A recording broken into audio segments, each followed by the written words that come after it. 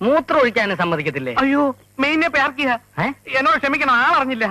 സാരമില്ല, ജോലി എന്നവന്റെ പെടലിക്ക് തന്നെയാണ് താൻ കത്തിവെച്ചതെങ്കിലും തൊഴിലിനോടുള്ള തന്റെ ആത്മാർത്ഥയെ ഞാൻ ബഹുമാനിക്കുന്നു.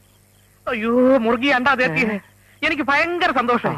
അല്ല, ഞാൻ സാറിനോട് ഒരു സംശയം ചോദിക്കുന്നത് വിരോധമില്ലല്ലോ? ഇല്ല, ചോദിച്ചോളൂ. സാർ എന്നും രാത്രി ഇവിടെ വന്നാണോ മൂത്രം ഒഴിക്കുന്നത്? അല്ല, സെക്കൻഡ് ഷോ കഴിഞ്ഞ് വരുന്ന വഴിക്ക് ഒന്ന് ഒഴിക്കണമെന്ന് തോന്നി. ഞാൻ വിചാരിച്ച പോലെ അല്ല താൻ. ചോദ്യം ചെയ്യാനുള്ള വാസന നല്ലത്. അതായത് സംശയകരമായ സാഹചര്യത്തിൽ ആരെ കണ്ടാലും താൻ ചോദ്യം ചെയ്തോളൂ. ആയുഷ്മാൻ ഭവ. സാറ് ബാക്കി ഒഴിച്ചേട്ടെ, ആരും വരാൻ ഞാൻ നോക്കിക്കോളാം. അങ്ങോട്ട് മാറ്റി അടിക്കണോ? അയ്യേ,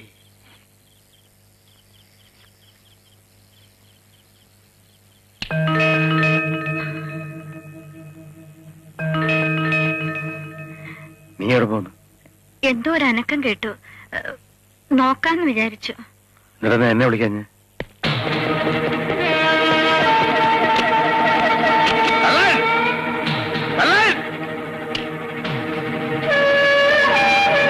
ഇത് സ്ഥിര ഏർപ്പാടല്ലേ?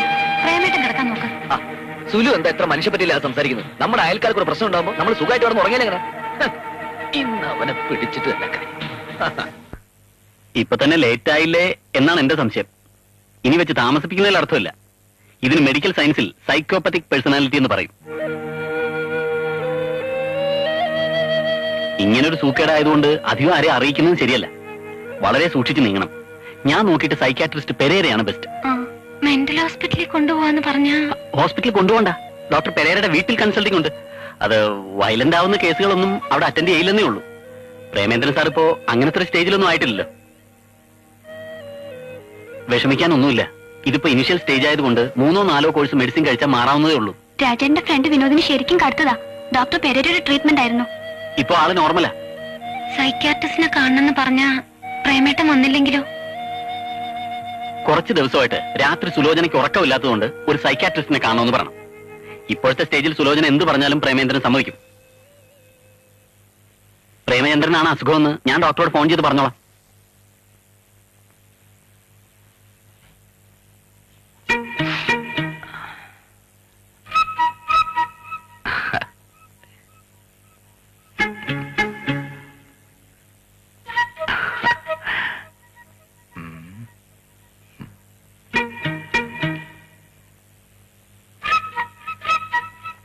ഡോക്ടർ ഇതിനു മുമ്പ് എന്നെ കണ്ടിട്ടുണ്ടെന്ന് തോന്നുന്നു.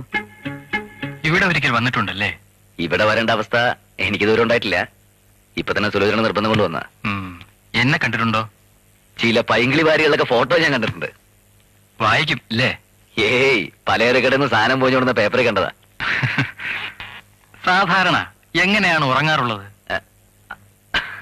ഉറങ്ങുന്ന എങ്ങനെയാണെന്ന് ചോദിച്ചാ കണ്ണടച്ച് കിടക്കും, കുറച്ച് കഴിയുമ്പോ ഉറങ്ങിക്കോളും. പിന്നെ ഉണരുന്ന വരെ ഒന്നും ഓർമ്മയുണ്ടാവില്ല. അതല്ല ചോദിച്ചത്. സാധാരണ തലവഴി മൂടി പുതച്ചാണോ, അതോ പുതയ്ക്കുന്ന സ്വഭാവം ഇല്ലേ? ചരിഞ്ഞോ, നിവർന്നോ, ചുരുണ്ടോ, എങ്ങനെയാണ് ഉറങ്ങുന്നത്? അത് അപ്പോഴത്തെ സൗകര്യം എങ്ങനെയാന്ന് വെച്ചാ അങ്ങനെ കിടക്കും. ചോദ്യങ്ങളോടുള്ള ഈ അവഗണന നിറഞ്ഞ പ്രതികരണം പണ്ടുമുതലേ ഉണ്ടോ? പ്രകടമായ മാറ്റം കണ്ടു തുടങ്ങിയത് എന്നു മുതലാണ്? 1 മാസമായിട്ടുണ്ടാവും. എന്നോട് പറയുന്നത് മിനിഞ്ഞാന്നാ. നിങ്ങൾ തമ്മിൽ കൂടെ കൂടെ അഭിപ്രായ വ്യത്യാസങ്ങൾ ഉണ്ടാകാറുണ്ടോ? ഭാര്യ ഭർത്താക്കന്മാരാണെങ്കിലും ഞങ്ങൾ 2 വ്യത്യസ്ത സാഹചര്യങ്ങളിൽ വളർന്ന 2 വ്യക്തികളാണ്. അപ്പോൾ ചില അവസരങ്ങളൊക്കെ ഉണ്ടായിന്ന് വരും. എന്ന് വിചാരിച്ച് സുലോചന ഉറക്കം നഷ്ടപ്പെടുന്ന രീതിയിലുള്ള സംഭവങ്ങൾ എന്റെ ഭാഗത്തുനിന്നുണ്ടായിട്ടില്ല. You know psychology? ഞങ്ങളുടെ കോളേജിലെ സൈക്കോളജി പ്രൊഫസർ ഡേവിഡ് ഗോമസിന്റെ ഫ്രണ്ടാ. ചോദിച്ചത് സൈക്കോളജി അറിയാവുന്നവരെ ട്രീറ്റ് ചെയ്യാൻ പ്രയാസമാ. അതോർത്ത് ഡോക്ടർ വിഷമിക്കേണ്ട, സുലോചനയ്ക്ക് സൈക്കോളജി അറിയില്ല.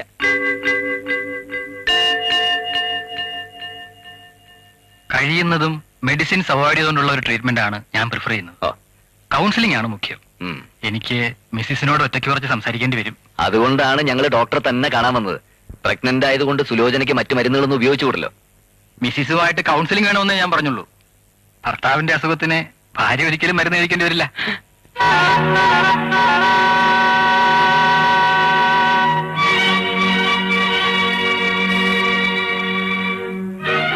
അസുഖം വിചാരിച്ചത്? പ്രേമേട്ട ഇരിക്കെ, ഡോക്ടർ പറഞ്ഞ ശ്രദ്ധിക്ക്. രോഗി ഏതാ, കൂടെ വന്നവൻ ഏതാന്ന് തിരിച്ചറിയാൻ കഴിയാത്ത ഇവന്റെ അടുത്താണ് നീ ചികിത്സയ്ക്ക് വന്നത്? Mister Premendran, cool down. എന്നെ തണുപ്പിക്കാൻ താനാരോ? ഇവൻ കണ്ട് മാർക്ക് ലിസ്റ്റ് തെറ്റി പാസ്സായി വന്നവനാ. പ്രേമേട്ട ശബ്ദം ഉണ്ടാക്കാതെ ഇരിക്കെ. പേഷ്യന്റ് വയലന്റ് ആകുമെന്ന് രാജീവൻ പറഞ്ഞില്ലല്ലോ. ഓഹോ, അപ്പൊ അവനാണ് ഇതിന്റെ പിന്നിലല്ലേ? ഞാൻ വയലന്റ് ആവുക മാത്രമല്ല, ആയിക്കഴിഞ്ഞാൽ ചിലപ്പോ തല്ലുകയും ചെയ്യും.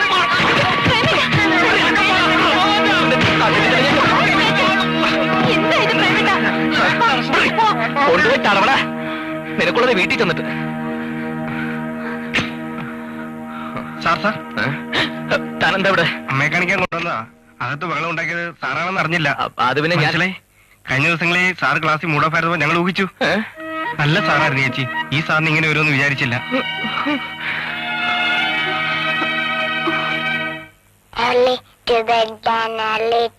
എന്താ മോനെ ഒരു സംസാരം? കുറെ നേരമായി തുടങ്ങിയിട്ട്. ഞാൻ അറിഞ്ഞില്ല. ഈ അടുത്ത കാലത്തായിട്ട് അവർ നേരെ നേരെ നോക്കിയ കീരിയും പാവുക. വാ, എന്താന്ന് നോക്കാം. മോൻ ഇവിടെ നിന്ന് പഠിക്കേ. ഞാനിനി സ്റ്റുഡൻസിന്റെ മുഖത്ത് എങ്ങനെ നോക്കുന്നേ? മലയാളം വാദ്യാർക്ക് വട്ടാണെന്ന് അവർ എഴുതി ഒട്ടിക്കും. ഞാൻ ജോലി രാജിവെക്കുമ്പോ അമ്മയ്ക്കും വരുമ്പോ സമാധാനാവുമല്ലോ. കഴിഞ്ഞ ദിവസം നീ ഇവിടെ കാട്ടിക്കൂട്ടിയതൊക്കെ പ്രാന്തല്ലെങ്കിൽ പിന്നെ എന്താടാ? മനുഷ്യന്റെ മുഖത്ത് പോലും നോക്കാത്ത നീയാ കള്ളനെ പിടിക്കാൻ ഓടിയത്. അപ്പുറത്തെ രാജീവൻ രാധികയെ സ്നേഹിക്കുന്ന പോലെ ഞാൻ ഇവിടെ സ്നേഹിക്കുന്നില്ല എന്നുള്ളതായിരുന്നല്ലോ ഇവിടെ പരാതി.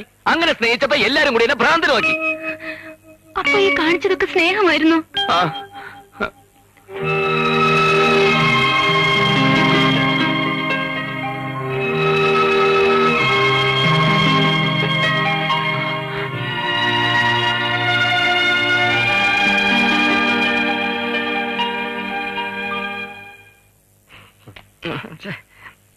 ഇന്നെന്താ ഒറ്റയ്ക്ക്?